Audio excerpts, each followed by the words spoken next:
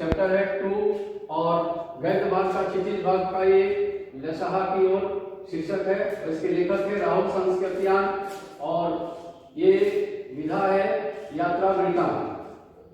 तो यात्रा वृत्तांत का मतलब ये होता है कि कहीं कोई यात्रा यानी ट्रेवलिंग पर जाता है तो वो क्या करता है कि वहाँ जो देखता है, वहाँ जो सुनता है, लोगों से बातचीत करता है, सारी चीज को वो अपनी डायरी में लिख लेता है और बाद में उसे फिर प्रकाशित कर देता है। इसी को हम यात्रा वृत्तांत करते हैं। यानी हम कहीं घूमने के लिए गए हैं तो जो जो चीज देखे उसको हम लिख लिए, अपने मन मस्तिष्क में भी लिख लिए और उसको हम फिर कहीं कहानी के तौर पर उसको प्रस्तुत कर देते हैं। यही यात्रा वृत्तांत होता है। तो हम लोग यात्रा वृत्तांत राहुल संस्कृतियान का पढ़ेंगे। तो यात्रा से या ट्रेवलिंग से क्या फायदा होता है? तो ट्रेवलिंग से लाभ ये है, मनोरंजन होता है। घूमने फिरने से हम लोग कहीं घूमने के लिए जाते हैं, पिकनिक करने के लिए जाते हैं, कहीं दूसरे जगह जाते हैं, दिल्ली मुंबई कलकत्ता जाते हैं घूमने के लिए, तो उससे हम लोग को मनोरंजन भी होता है और ज्ञानवर्धन भी होता है, ज्ञान भी होता है और अज्ञात स्थलों की जानकारी होती है। अज्ञात स्थलों का मतलब होता है कि जो जगह हम लोग नहीं देखे हैं उस जगह को देखते हैं। जैसे मान लीजिए कोई फॉल देखने के लिए गए, झरना, तो वहां पर देखे, कोई पिकनिक स्पॉट गए तो वहां पर कुछ देखे, कोई नगर चले गए, कोई मॉल में चले गए तो वहां फिर कोई देखे। तो ये अज्ञात स्थलों की जानकारी मिलती है और साथ ही वहां का संस्कृति का भी ज्ञान प्राप्त होता है। तो ये यात्रा वृत्तांत से ये हमारा लाभ है।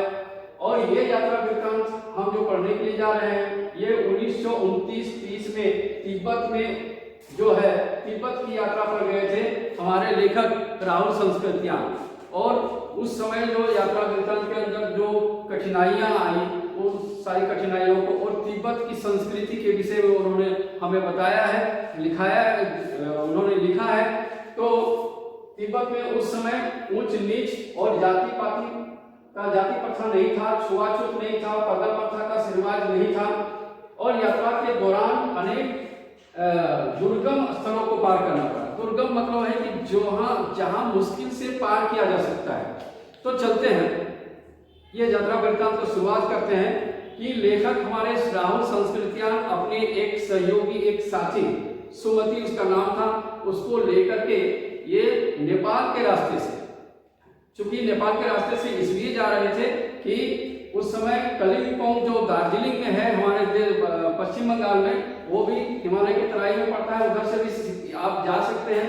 लेकिन उधर से उस समय जाने के लिए कोई भी भारतीय को तिब्बत जाने के लिए मना ही था। तो इसलिए ये नेपाल के रास्ते से पैदल जो है अपने साथी सुमति के साथ जा रहे थे और जाने के दौरान उनको रास्ते में जितनी कठिनाइयां हुई उनका वो वर्णन कर रहे हैं। तो इस रास्ते से और तिब्बत जाने के लिए भारतीयों को मना था।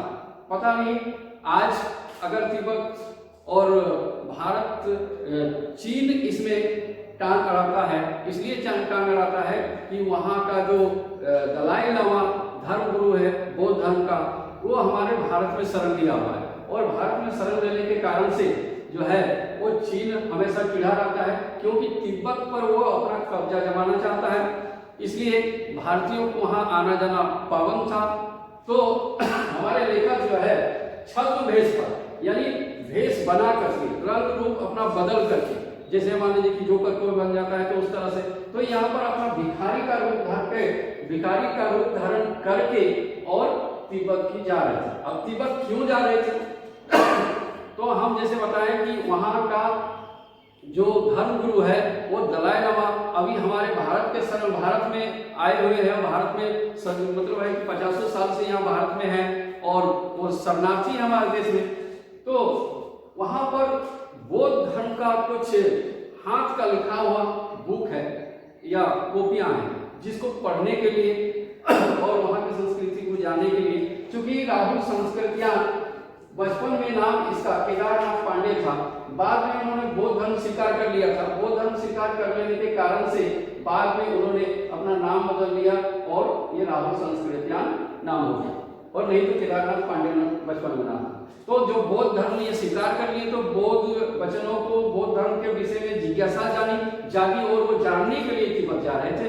तो तिब्बत की राजधानी है लसाहा। ये जो लसाहा है वो तिब्बत की राजधानी है, तो यहीं पर वो जा रहे थे। यहाँ से नेपाल के रास्ते से भिखमंगा का रूप धारण करके और भीख मांगते नहीं, लेकिन भिखमंगा का रूप धारण करके वो जा रहे थे। रास्ते में कई किले मिले। किले मतलब जहाँ सैनिक लोग रहता है उसको किला कहा जाता था। तो वो किला चीनियों का था, यानी चीन देश के शिविर था, यानी फौजियों का शिविर था। तो आजकल वहाँ कोई फौजी नहीं रहता था, इसलिए कुछ किसान लोग उसमें आकर के रहने लगे, अपना बसेरा बना लिया। तो कोई दूसरा कोई अपना छावनी बना लिया, उस तरह से कुछ दुकान लगा लिया। तो इस तरह से ये लोग जब जा रहे थे तो वहाँ चाय पिए, उसके बाद फिर वहाँ से आगे बढ़े। तो ये वीरान जगह है और लोग आना जाना करते हैं, तो इसलिए भिखमंगा का रूप धारण करके जा रहे थे कि कोई इसको छेड़े नहीं, कोई छीने नहीं, कोई चोर चपट इसको कुछ रुके नहीं।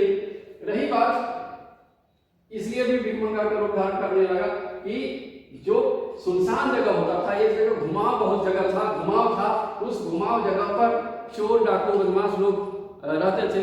और सबसे बड़ी बात है कि चोर डाकू तो रहते थे, लेकिन सबसे पहले कोई भी राहगीर, यानी राह में चलने वाला, रास्ता में चलने वाला कोई भी बटोही जो है वो जाता था, तो सबसे पहले उसका जो सामान छीनने का, रुपया पैसा छीनने का, धन दौलत छीनने का रहता था, तो सबसे पहले उसका मर्डर कर देता था, यानी गोली मार देता था। और उसको जान से मार देने के बाद वो उसका टटोलता था कि इसका कितना पैसा है, कितना रुपया है, कितना धन है, कितना दौलत है, कितना हीरा है, कितना चांदी है, ये सारा चीज बाद में। आप कहिएगा कि पहले मार लेता था, यानी जान से मारने के बाद उसका दौलत लेने की कोशिश करता था। ऐसा क्यों करता था? तो ऐसा इसलिए करता था कि उस समय तिब्बत में आर्म एक्ट नहीं था। आर्म एक्ट मतलब है कि हथियार का कानून नहीं था। हथियार का कानून नहीं रहने के कारण से आम आदमी भी बंदूक पिस्तौल जो है सो लाठी डंडा की तरह रखते थे, कोई कानून है ही नहीं था।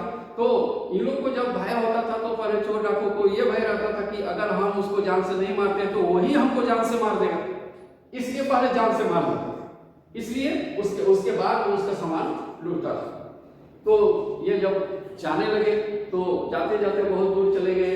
पहाड़ी क्षेत्र वहाँ बहुत ऊंचा था, गर्मी भी लग रही थी, धूप भी लग रही थी, और दोपहर के समय जो है सो आगे की तरफ मुंह की ओर से धूप आ रहा था, धूप आ रही थी, और पीछे जो है सो पसीना से एकदम तर हो गया था, और पीछे ठंड बर्फ हो रहा था, और आगे गर्मी झुलसा रही थी।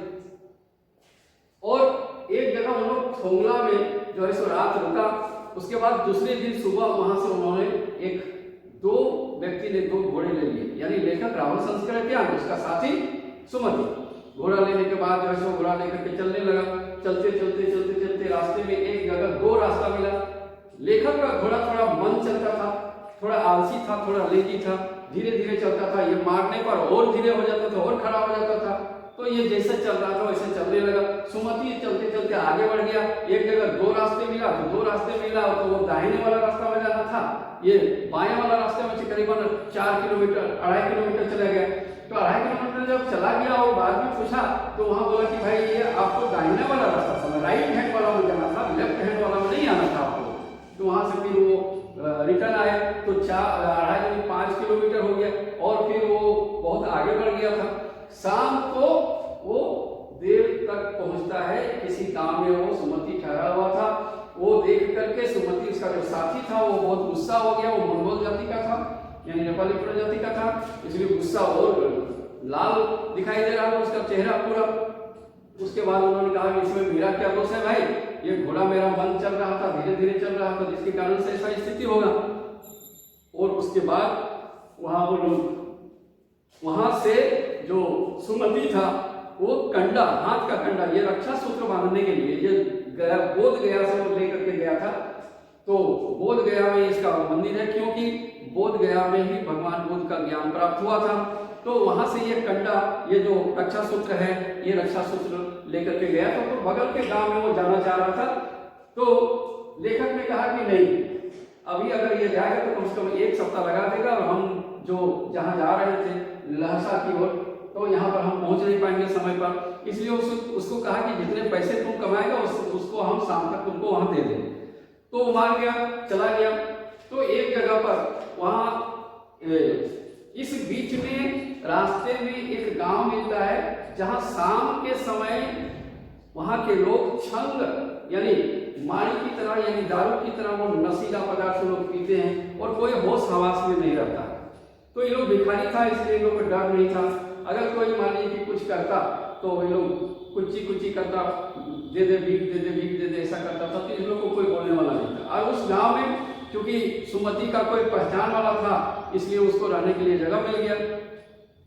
अब रही बात कि वहां पर चाय बनाने के लिए किसी महिला को आप दे दीजिए तो आपको चाय बना देगा। किसी के घर के अंदर तक आप चले जाइए तो महिलाएं पर्दा नहीं करती थी कि अनजान व्यक्ति है तो उसके साथ हम क्यों बात करें। हमारे समाज में पर्दा प्रथा था।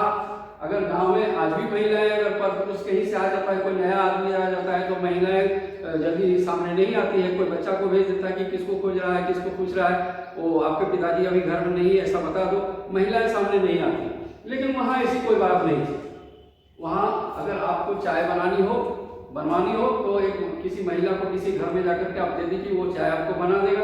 अब पैसे उसके बदले में लेता था या नहीं लेता था, लेखक ने बताया नहीं। लेकिन बात रही कि आपके उसके घर के अंदर भी घुस सकते हैं। लेकिन हाँ, ये चोर बदमाश लोग कोई लोग घर में घुसने नहीं देता है। अगर शंका हो जाता है तो घर में घुसने नहीं देता। तो वहाँ पर चाय वो पिया, वहाँ की संस्कृति रीति रिवाज को देखा कि लोग बहुत मिलनसार हैं, भाई कोई दिक्कत नहीं है। वहां से फिर दूसरे दिन वो घोड़ा लेकर के आगे बढ़े और इस तरह से रास्ते में बिछुड़ गए। फिर सेकर विहार पहुंचे। सेकर विहार जहाँ पर एक मठ था, बौद्धिस्ट मठ, यानी हम लोग का जैसे हिंदू धर्म का मठ होता है उसी तरह से बौद्ध धर्म का भी मठ था। तो वहां पर सेकर विहार में बुद्धिस्ट लोग यानी बौद्ध धर्म मानने वाले शिष्य लोग वहां पर खेती बाड़ी करता था। जमींदारी प्रथा थी तो जमींदार लोग इनको जमीन दिया था, खेती बाड़ी करवाता था और खर्चा मतलब है उसे मिल जाता था। अब रही बात कि उस सेकर विहार में जो मठ था वहां पर बुद्ध वचन का हस्तलिखित पुस्तक 15-15 केजी का एक पुस्तक जो था वो था, उसको पढ़ने के लिए उन्होंने वहां बैठ गया और वो किताब के अंदर था, यानी वो पूरी तरह से मग्न हो गया पुस्तक पढ़ने में। सुमति बोला कि हम अगल बगल से ये कंडा बांध करके आते हैं, रक्षा सूत्र बांध के आते हैं, तो बोला कि जाओ। आज वो भेज दिया, लेकिन बात रहा कि वो सोचा कि ये 4-5 दिन लगाएगा, लेकिन वो दूसरे ही दिन चला आया और उसको बोला कि हम लोग को जहाँ मंजिल है वहां पर चलना चाहिए, यानी लहासा में, लहासा यानी तिब्बत की राजधानी है और तिब्बत की राजधानी पर वहां पर हम लोग वहां से चलाए। दूसरी बात, जब वो जाता है, लेखक जाते हैं तो उसको जगह नहीं मिलता है। भद्र पुरुष यानी जेंटलमैन बन करके जाते हैं, लेकिन उसको जगह नहीं मिलता है क्योंकि दूसरी बार जो है सो सुमति साथ में नहीं था और उसका जगह किसी से परिचय नहीं था और जेंटलमैन यानी भद्र मनुष्य बन करके गए थे, जिसके कारण से कोई वहां रुकने नहीं दिया। हो सकता है कि कोई जासूस हो, इसलिए वो उस तरह से नहीं। तो हम देखते हैं कि उस समय तिब्बत का समाज जो है चोर डाकुओं से भरमार था, लुटेरों को भरमार था और गरीबी थी। लेकिन ये ऊंच नीच छुआछूत जाति प्रथा ये सब प्रथा नहीं था और महिलाएं चल करके मिलती थी। वहाँ की संस्कृति बहुत अच्छी थी। आज भी स्थिति ऐसी ही है, लेकिन तिब्बत आज भी अपना नजर गड़ाया हुआ है तिब्बत पर। चाइना उसको अपना कब्जा में लेना चाहता है, इसलिए जो धर्मगुरु है दलाई लामा यानी बौद्ध धर्म का धर्मगुरु दलाई लामा हमारे देश में अभी शरण लिया हुआ है, राजनीतिक शरण लिया हुआ है। और इस तरह से यात्रा दौरान जो है दुर्गम स्थलों, कभी पहाड़ पर चढ़ना पड़ता है तो कभी ढलान पर जाना पड़ता था, तो कभी दुर्गम मतलब जाओ आसानी से गमन नहीं किया जा सकता, उसको बोलते हैं दुर्गम। ऐसे स्थलों को पार करने में बहुत कठिनाई हुई। इस तरह से इस यात्रा वृत्तांत से, पूरे यात्रा वृत्तांत से हमें तिब्बत की संस्कृति के विषय में हमको जानकारी मिला। आज के लिए बस इतना ही। धन्यवाद। फिर अगले